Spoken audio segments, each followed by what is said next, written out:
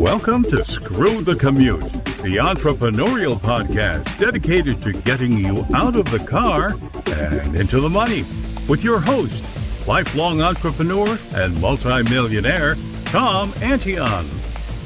Hey everybody, it's Tom here with episode 548 of Screw the Commute podcast. I'm here with Michael Grace, and you know what? He's a unicorn. I'm a donkey, I guess, compared, but he's a unicorn. And he's a tech unicorn anyway, and he's the host of the Tech Pro Unicorn podcast. So we're going to bring him on. He's going to talk about tech. You know, it's no longer any excuses to say, well, I'm not I don't know technology. Well, learn it or get somebody to teach you or do something, because the world is not going to wait for you. So he's going to talk about how we can use that in business. Now, I hope you didn't miss episode 547. That was Debbie Drum. And yes, that's her real name.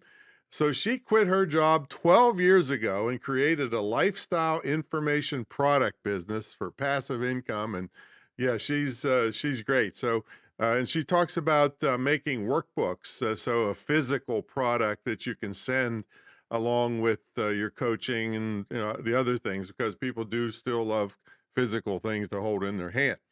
Now, pick up a copy of our automation ebook, and we're going to be talking about automation too. Michael's really into that, making your workload a lot easier. So I won't talk about that too much now, other than you can get my free ebook at screwthecommute.com/automate free, and it's allowed me to handle up to 150,000 subscribers and 65,000 customers without pulling my hair out. And pick up a copy of our podcast app while you're at it at screwthecommute.com/app. That's APP. And we have instructions on how to use it. You know, some people give you an app and then you got to try to figure out how the heck it works, and they have limited training inside the app, but we don't do that. We have videos, screen capture videos, and screen captures and screen capture videos to teach you how to use it so you can do all the fancy functions that it has. So check that out at screwthecommute.com/app. That's APP. Now, we're still going strong with our pilot program to help persons with disabilities get trained and get scholarships to my school in internet and digital marketing, so we can get them not only in their own business, but hired if they want to work for someone else, or both. And I'm really excited about it because we're going to change people's lives. I mean, the suicide rate is 4 times the national average. The unemployment rate is, I think, 3.7 times the national average. And the depression rate is 4 times the national average. So I want to help people get out of that. And then I took a grant writing course after I proved the concept of getting these people hired and in their own business. Then I'm going to roll it out to foundations and big companies and really help loads of people. So if you'd like to help me out with this, I'd really appreciate it. And so would they. We have a GoFundMe campaign helping to finance this whole thing. We have 3 people in the program so far, and 2 of them are blind. So if you are crying the blues that, I can't do videos, they do videos. They're blind. Oh, come on. So check it out at imtcva.org/disabilities. Of course, that'll be in the show notes. Anything you can kick in is great. And if you're really flush with cash, you could sponsor a person yourself. So that would really be something you could be proud of. I know I'm really proud of this legacy project and really excited about it. So there we go. All right, let's get to the main event. Michael Grace is an innovative technology leader who speaks, presents, and writes about how businesses can achieve a transformation by leveraging technology. And several companies have called him, and this is where the unicorn comes in, a unicorn due to his ability to understand the business issue and solve it in partnership with the customer, leveraging the latest technology and process enhancements. So, Michael, are you ready to screw the commute? I love it. I'm absolutely excited to be here. Oh, man. So you're the unicorn. And I was privileged to be on your podcast, Tech Pro Unicorn. I said unicorn. I don't know where I got that, but tell us a little bit about the podcast. Absolutely. Yeah. The podcast was really a way to put out a different form of information to get to folks and talk about things like business issues that we're all facing today, especially in the event of a pandemic, how to leverage technology to help solve some problems. We highlight entrepreneurs such as yourself to give people an option out of the 9 to 5 into maybe other things, either supplemental income or perhaps a career change. We've had career coaches on. We're really just focused on the folks that are in business or running a business, leveraging technology to just make everything better and easier. Yeah, and it was we had a lot of fun on that. But you mentioned the pandemic. I've heard of that, but I've been sitting here. Didn't mean anything to my business in 2 years, other than I didn't have to get on an airplane. So I didn't even notice there was a pandemic. And that's the kind of thing you can do when you're using this technology. You don't even have to leave the house. I mean, you do have to go to the bathroom occasionally, but other than that, you don't have to leave. So give us some tips on how you can automate your business with technology. Absolutely. Yeah. Before there used to be technology used to really be out of reach, right? It was either really large or really expensive, or you had to find the right software and you had to install it, and it was really complex.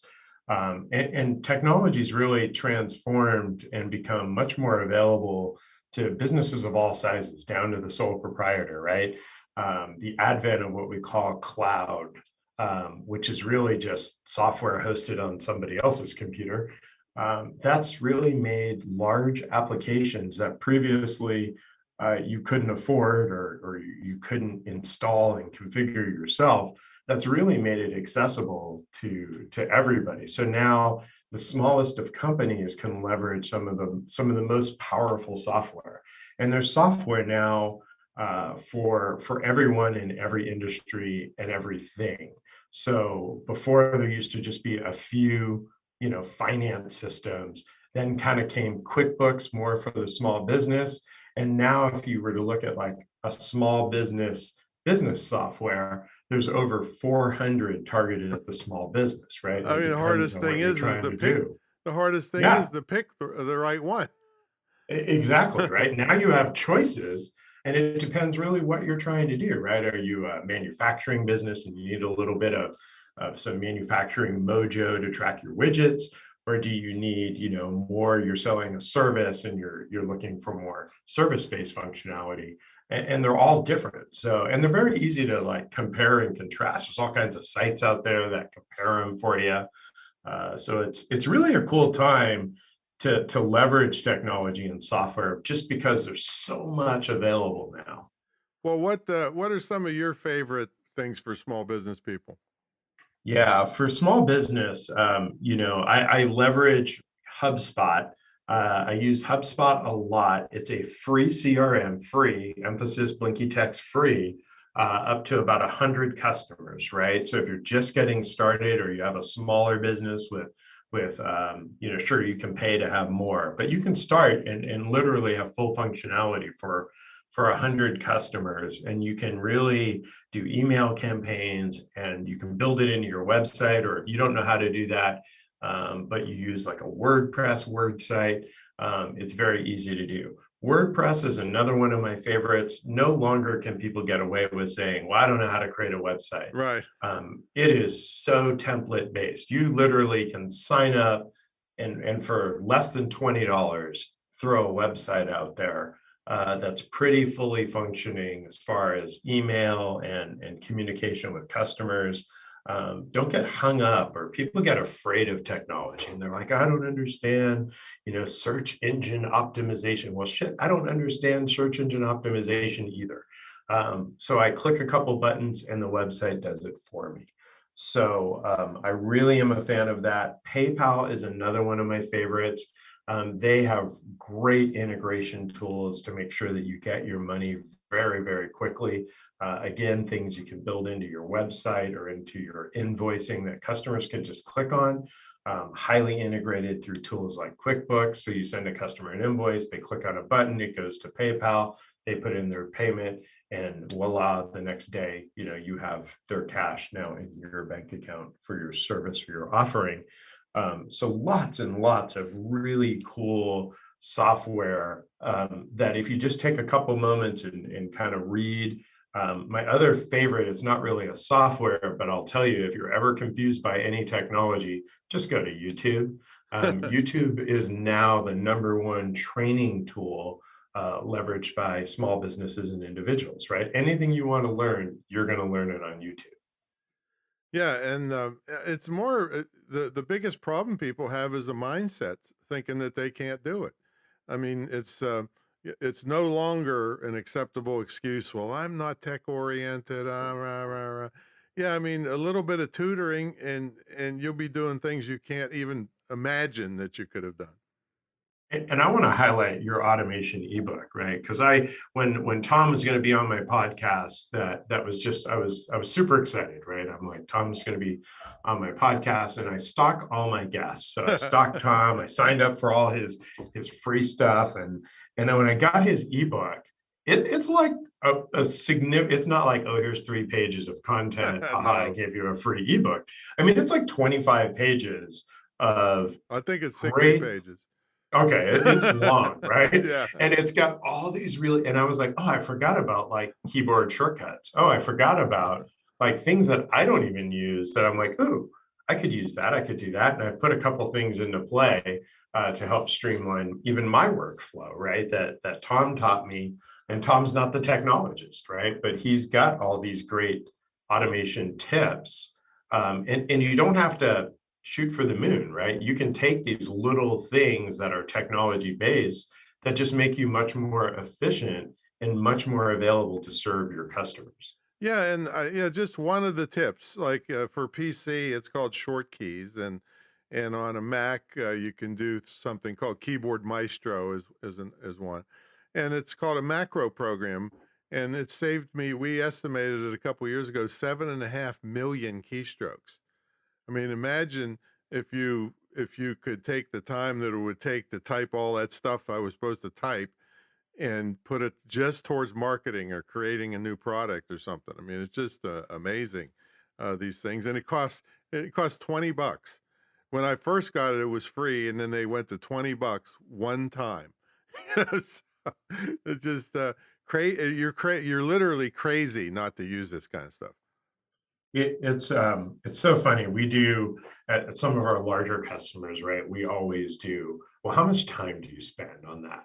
And you might think like, oh, okay, a couple keystrokes. What does that take you, Tom? Like 3 minutes a day? Come on, we're only saving 3 minutes a day. But then you go 3 minutes a day, and he does that 5 times a week. Okay, 15 minutes a week times 52, right? And the numbers just start getting larger, Yeah, it's right? just And that's crazy. one thing. And Yeah, that that's just one thing. and you gave like a super unbelievably conservative estimate there. I mean, just if somebody asked me, so my rule of thumb is if somebody asks me a question more than once, I make the answer into a short key. And that way I don't have to go find it and try to lose my train of thought and go find where did I keep that answer. And what I just hit these 2 keys and boom, it types the whole answer in instantly. So uh, that's how we figured 7.5 million keystrokes, because I get questions all day long for 7 days a week for the last 23 years. And it could just totally, just one thing like that will change your life. Hey, Michael, even going to a second monitor will change your life. you know, Right. because Absolutely. yeah, I mean, in my office there, we run 4 monitors, so I can have email open on one, working on a website on another, a document on another, and watching the tennis channel on the other one. Yeah, there's something like that. But I was just going opening and closing browser windows all day long, which just one extra monitor just saves you tons of time. So there's just all kinds of things like that. For even people that use, maybe you're not sitting in an office or have a desktop, much like Tom and I, that's usually where we work from. But if you have a laptop situation, you can even get a monitor extender. They're out on Amazon for like $99. That essentially just plugs in and clips onto your laptop, and it gives you a second screen about the same size as your laptop screen and extends it, right? So now you have that double screen, whether you're sitting in a coffee shop or on an airplane. Maybe an airplane's a bad analogy, unless you're sitting in first class. Does it clip on top or to the side or what? It clips to the side. Yep, clips on the back and then it extends to the side. And it's a great way to increase your productivity, so that you can be monitoring your email or your communication tools, while doing other tasks. Is it USB or what is it? It is. Yep. Yeah, that's a great idea. I didn't even know that existed. Now there's things that I can, I forget what it's called, but I got this 72-inch TV on the wall in front of me, and I can click a button and it sends whatever's on the laptop to that giant TV. I don't know. I forget what it's called, but Casting. That's yeah, casting. some type of casting. Yeah. So, but there's just tons of this kind of stuff, and this is why I keep, well, prior to the pandemic, the one difference in the pandemic is I don't have young people around the house here with me, and I learned a lot of this stuff because these young kids are just so great with technology, and I would complain about something. I had this one kid that he was a little Russian smart aleck kid, and he would stand behind me and watch me work, and I'll be ready to explode. He's like, I can't believe somebody making so much money is so stupid. Will you just click here? And he was always right. So he just sold, by the way, his third startup for $340 million. The kid that I recruited in 1997. So, but these young kids are so great. It's just, if somebody just points something out to you, then none of this stuff is that hard if somebody would point it out. And sometimes, right, I always say one of the top technology skills you can have is the use of Google, right? Mm-hmm. So if you're trying to solve a business problem, chances are you're not the first person that's trying to solve this problem. So you ever notice on Google, when you type into the search box, you start typing and Google fills in the rest of what you wanted to search, right? It's because somebody else has searched it. Not only somebody else, but thousands and Right. tens of thousands and hundreds of thousands of people have searched it. So if you're trying to figure out, like, how do I do this? Just ask Google. And chances are there's going to be a link to a YouTube video or a link to an article. The other tip that I always say, right, maybe you're setting up a home office and you're like, oh my gosh, I just don't understand how to get 3 monitors to work. If you post out there's all these new community sites, right? Like Nextdoor is probably the top one out there. If you go out on a Nextdoor to your local community, right, you're not asking strangers from afar to come into your house, but you go out to Nextdoor and you say, hey, I'm trying to set up my home office. I bought a bunch of stuff. Can somebody help me? You're going to get all these helpful neighbors that are way more tech savvy, perhaps, than you, that are willing to come over for sometimes even free, and just, and help you do it. So leverage those types of things if you're just not tech savvy and can't figure it out. And then while they're doing it, stand there and like Tom, like you said, right? You learned, right? He showed you. So then take the time and invest and learn, because these types of tech people, they want to help, but they're also happy to teach you. Yeah, and but there's a funny site out there, because so many people call tech support and ask something they could have just Googled. So there's a website called Let Me Google That For You.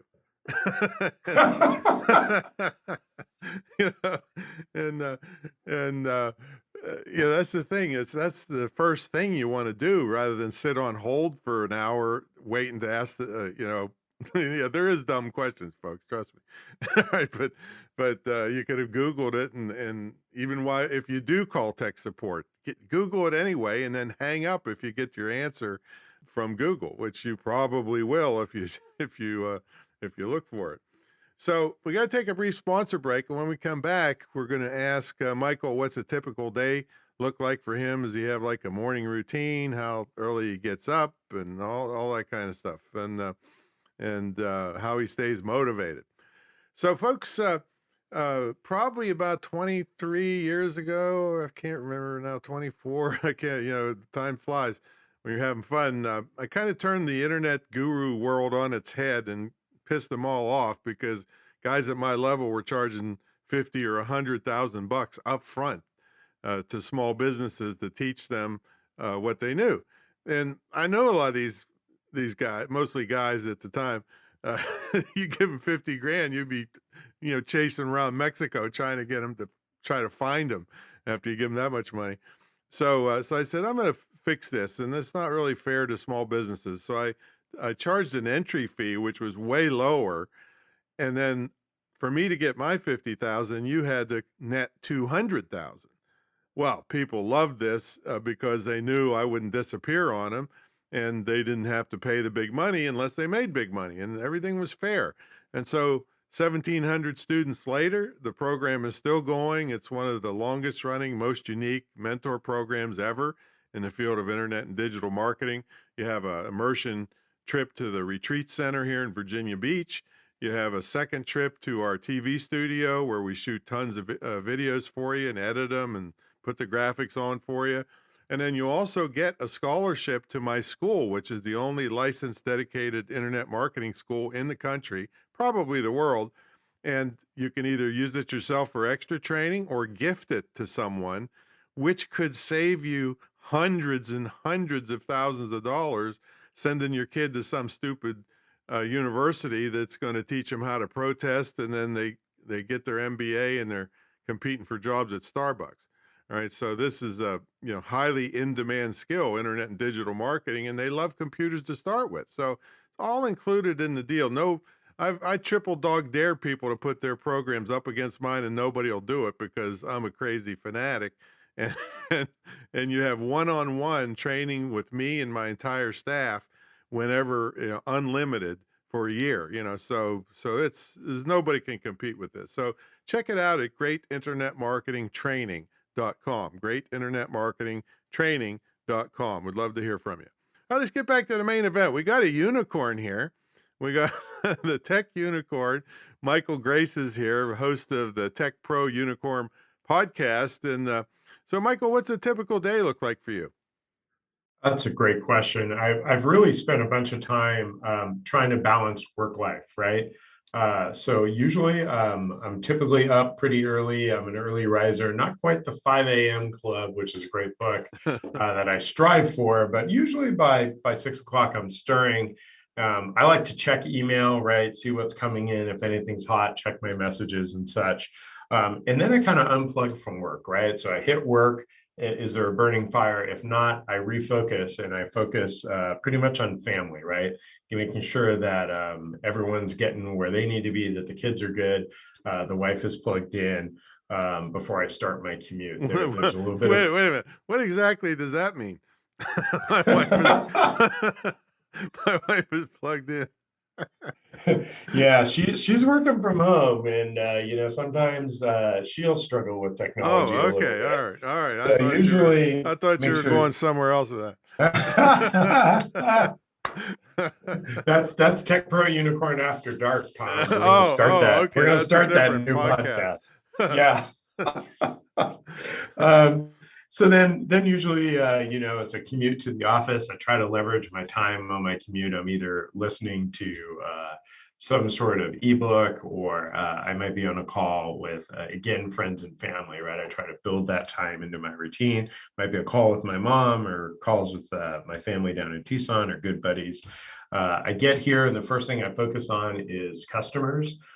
So I spend time with either sales pursuits that I'm interested in, or I, will send notes to existing customers, just checking in, or so I have this kind of customer focus. I then usually have a block of meetings, sadly, where I'm either speaking, providing some sort of insight, motivation, or direction to my teams. And then I usually end the day with what we call it eminence. But to establish eminence in the marketplace, I always say you have to create some sort of value or content. So we do a lot of podcasting, a lot of webinars, a lot of blogging, which is our way of trying to give back to the community, right? So that See, I was confused there. I thought you made all your employees say "Your Eminence," to you bow down.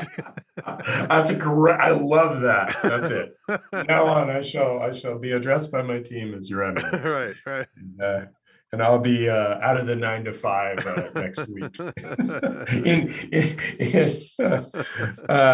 And then again on the way home, never later than usually, an 8-hour day. I pretty much unplug and truly believe that work will be here tomorrow, and I love what I do. And then I'm on the way home talking again to friends and family, trying to stay connected to everyone.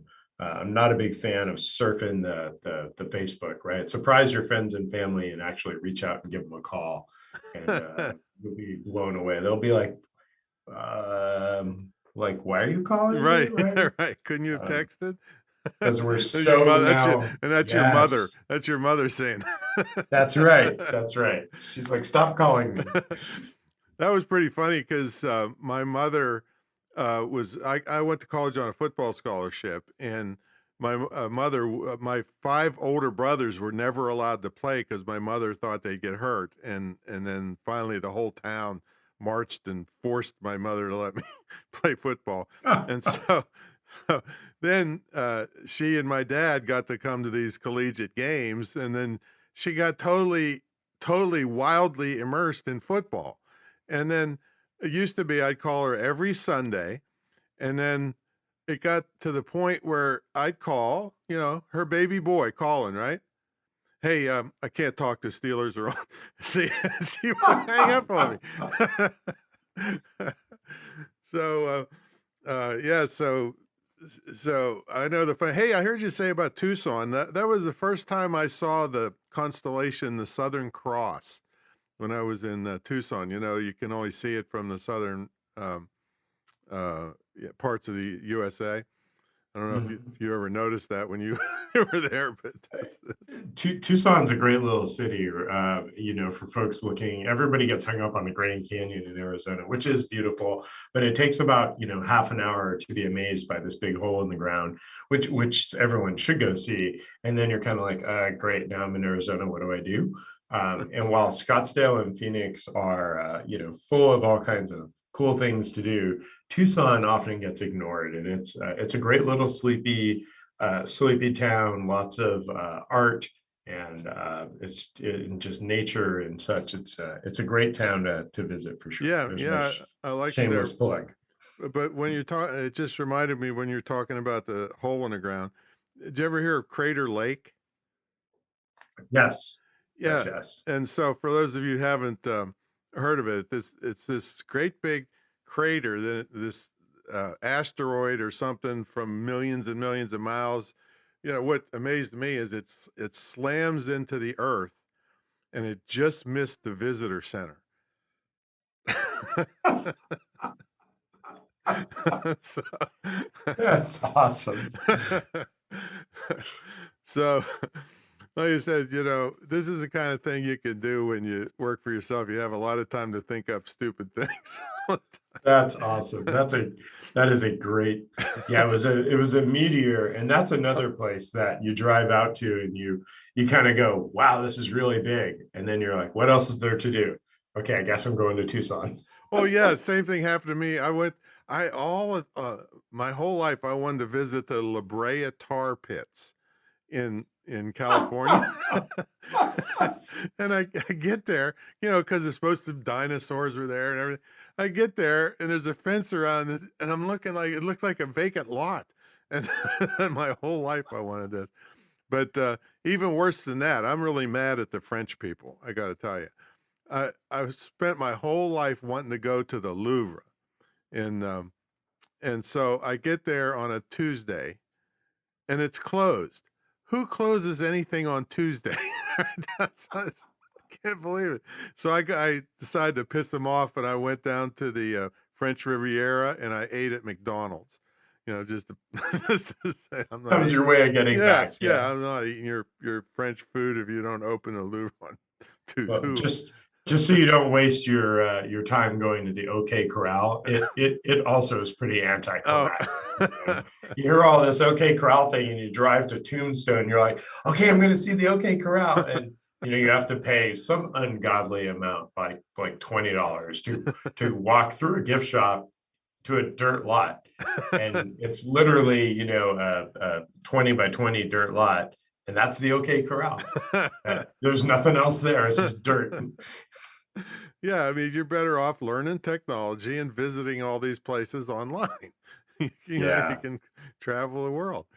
We get a So, lot of questions around, do I need to put my business on the metaverse? And I'm like, I don't think we even know what the metaverse really is is yet. that So I Zuckerberg's wouldn't, thing? yeah, Meta? I Yeah. wouldn't really rush out there to be on the metaverse yet. Most people don't still, well, most people have access to the internet now. Many people don't, not everybody has a computer, believe it or not, still. And not everybody has great internet access on their phones and such. So, it's still pretty far off. We haven't solved, internet for everybody, let alone worrying about the darn metaverse. Well, the thing is, decades folks, off. you gotta do whatever you can within your means to make Zuckerberg more rich. All right, because he's got to eat. I just saw a picture online of his new yacht. I mean, it looks like something from outer space. It's, so He's yeah, I mean, gonna do battle with Larry Ellison. I think yeah. him and Larry Ellison from Oracle are gonna take their yachts, and they're gonna have a war out Well, in the Pacific. It's Bezos gonna be too. great. Jeff Yes, Bezos' yacht yes. is pretty big. So yeah, so it's your civic duty. It really is to keep these guys rich. So how do they get a hold of you, and where do they find the podcast and all that stuff? And tell them. Absolutely. Yep. The best way to get a hold of me is through the website, which is where the podcast is as well. And it is at www.techprounicorn.com. So Tech Pro Unicorn, and that has contact forms and all kinds of ways to get a hold of me. Some blog articles out there on the latest and greatest around tech. And you can also find the podcast episode that Tom was a guest on out there as well. We had a lot of fun.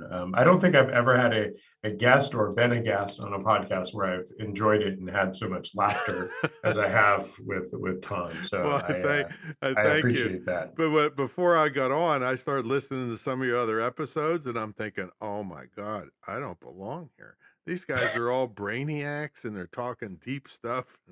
And here I am. Well, we had a good time anyway. But I did get the good tip from today on the monitor extender for the laptop. I really haven't used the Nextdoor app. I don't know if I want people knowing where I live when they come after me. But no, my neighbor uses it all the time and loves it, and I just never had a need. I did go down to like for the podcast, I went down to the local music store and ask anybody if they freelanced, to come help me set up stuff, so there's always somebody out there that knows this stuff that can help you.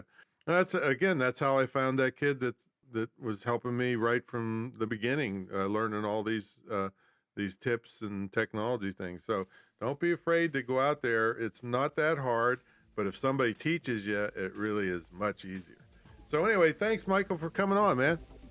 Absolutely, Tom. Thank you for having me. Okie doke. We're going to say goodbye to the unicorn, and we will catch everybody on the next episode. See you later.